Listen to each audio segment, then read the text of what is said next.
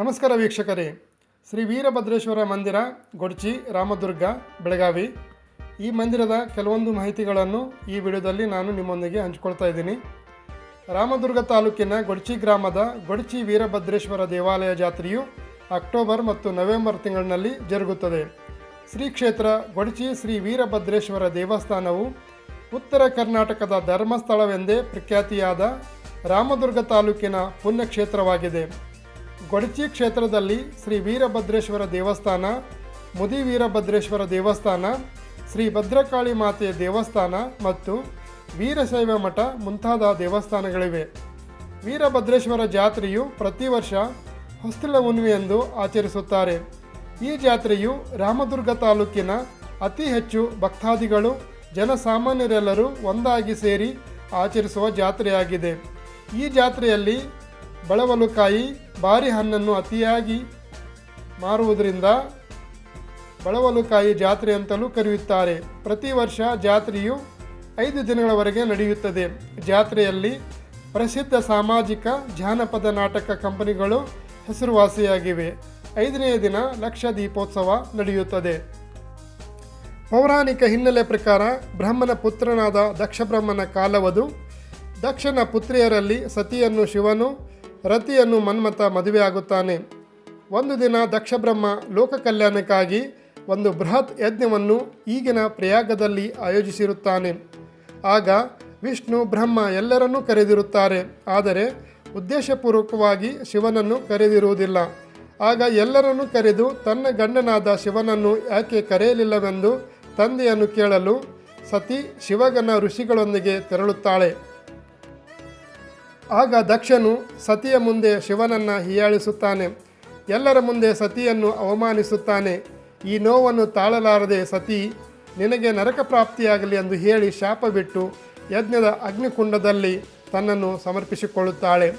ಈ ಎಲ್ಲ ಘಟನೆ ಹಾಗೂ ತನ್ನ ಸತಿ ಅಗ್ನಿಯಲ್ಲಿ ಸಮರ್ಪಿಸಿಕೊಂಡಿದ್ದನ್ನು ತಿಳಿದ ಶಿವನು ಕ್ರೋಧದಲ್ಲಿ ತನ್ನ ಜಡೆಯನ್ನು ಬಿಚ್ಚಿ 2 ಪರ್ವಗಳಿಗೆ ಹೊಡೆಯುತ್ತಾನೆ.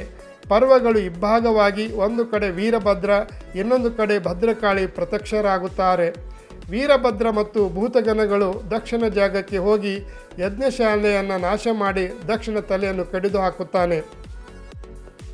ಆವೇಶದಲ್ಲಿದ್ದ ವೀರಭದ್ರ ಯಜ್ಞಕುಂಡದಲ್ಲಿ ಬೀಳುವ ಪರಿಸ್ಥಿತಿ ನಿರ್ಮಾಣವಾಗಿರುತ್ತದೆ.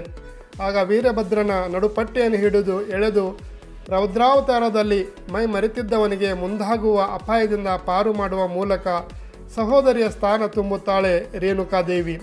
ಈ ಕಾರಣಕ್ಕೆ ಸವದತ್ತಿಯ ಯಲ್ಲಮ್ಮ ರೇಣುಕಾದೇವಿಯನ್ನು ವೀರಭದ್ರನ ಸಹೋದರಿ ಎನ್ನುವುದು ಪ್ರತೀತ. ಸವದತ್ತಿಯಲ್ಲಿ ಪ್ರತಿ ವರ್ಷ ಮುತ್ತೈದೆ ಹುಣ್ಣಿಮೆಯ ಸಂದರ್ಭದಲ್ಲಿ ವೀರಭದ್ರನು ಯಲ್ಲಮ್ಮನ ಜಾತ್ರೆಯ ಕಾಲಕ್ಕೆ ದೇವಿಗೆ ಸೀರೆ, ಕುಪ್ಪುಸ, ಹಸಿರು ಬಳೆ, ಇತರೆ ವಸ್ತುಗಳನ್ನು ಸಹೋದರತ್ವದ ಕಾಣಿಕೆಯಾಗಿ ಇಂದಿಗೂ ಕೊಡಲಾಗುತ್ತದೆ. ಅದೇ ರೀತಿ ಗೊಡ್ಚಿ ಜಾತ್ರೆಯ ಕಾಲಕ್ಕೆ ವೀರಭದ್ರ ದೇವರಿಗೆ ದೋತರ, ಶಲ್ಯ, ನಂದಿಕೋಲು, ಪೂಜಾ ಸಾಮಗ್ರಿ ಮೊದಲಾದವುಗಳನ್ನು ಸಹೋದರಿಯ ಕಾಣಿಕೆಯಾಗಿ ಕಳಿಸಿಕೊಡುವ ಸಂಪ್ರದಾಯ ಇಂದಿಗೂ ಇದೆ. ದೇವಾಲಯದಲ್ಲಿ ವಸತಿ ಸೌಕರ್ಯ, ಅನ್ನದಾಸೋಹ ವ್ಯವಸ್ಥೆ ಇದ್ದು, ದೇವಾಲಯದ ಪೂರ್ವಕ್ಕೆ ದಿಗಂಬರೇಶ್ವರ ಮುನಿಯ ಗದ್ದುಗೆ ಇದೆ. ದಕ್ಷಿಣಕ್ಕೆ ವಿಭೂತಿ ಮಠ ಗವಿಯೂ ಇದೆ. ಈಶಾನ್ಯ ದಿಕ್ಕಿಗೆ 12ನೇ ಶತಮಾನದಲ್ಲಿ ಕಲ್ಯಾಣ ಚಾಲುಕ್ಯರಿಗೂ ಮತ್ತು ಶಿವಶರಣರಿಗೂ ಯುದ್ಧ ನಡೆದ ಸ್ಥಳವಾದ ರಣಬಾಜಿ ಇದೆ. ಪ್ರತಿ ವರ್ಷ ಹೊಸ್ತಿಲ ಹುಣ್ಣಿಮೆಯಂದು ಇಲ್ಲಿ ರಥೋತ್ಸವ, 5 ದಿನ ಜಾತ್ರೆ ಇರುತ್ತದೆ. ಈ ಕ್ಷೇತ್ರದಲ್ಲಿ ಪ್ರತಿನಿತ್ಯ ಗುಗ್ಗಳೋತ್ಸವ, ವಿವಾಹ, ಜವಳು ಕಾರ್ಯಕ್ರಮಗಳು ನಡೆಯುತ್ತಿರುತ್ತವೆ. ಉತ್ತರ ಕರ್ನಾಟಕದ ಧರ್ಮಸ್ಥಳವೆಂದೇ ಪ್ರಸಿದ್ಧಿಯಾಗಿರುವ ಈ ದೇವಾಲಯವು ಸವದತ್ತಿಯ ರೇಣುಕಾ ಯಲ್ಲಮ್ಮನ ದೇವಸ್ಥಾನದೊಂದಿಗೆ ಸಹೋದರತೆಯ ಬಾಂಧವ್ಯವನ್ನು ಹೊಂದಿದ್ದು, ಇದು ಒಂದು ವಿಶೇಷವಾದಂತಹ ಸನ್ನಿವೇಶವೇ.